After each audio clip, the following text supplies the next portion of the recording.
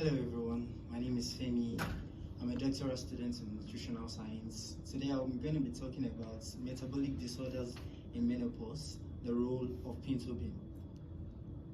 The picture behind me is an image of a 52-year-old woman. Obviously she's in a really sad mood. Who wouldn't be? She has just been diagnosed of type 2 diabetes and heart disease. Looking back, she could only think of one cause of her problem: obesity. She wondered what had happened within the last 2 years of her life. 2 years ago, she was within normal weight and she had a perfect health condition. But things have since deteriorated since she hit menopause. This is the situation of a lot of women when they enter menopause. What really happens during menopause? During menopause, less estrogen is produced. Estrogen is the hormone that is responsible for reproductive function.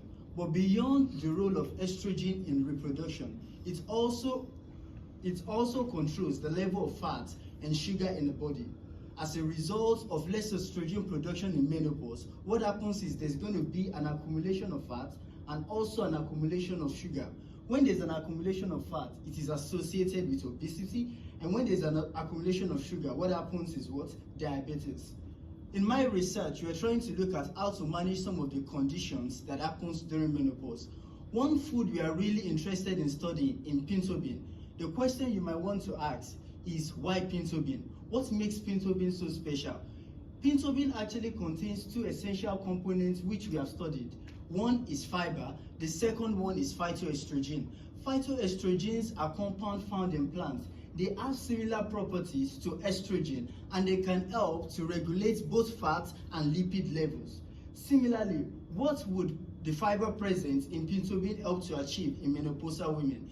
The fiber present can help in improving the growth of beneficial microorganisms in the intestine. What happens is that when we see more of this microorganism growing, there's going to be more production of a particular enzyme that helps to recycle estrogen.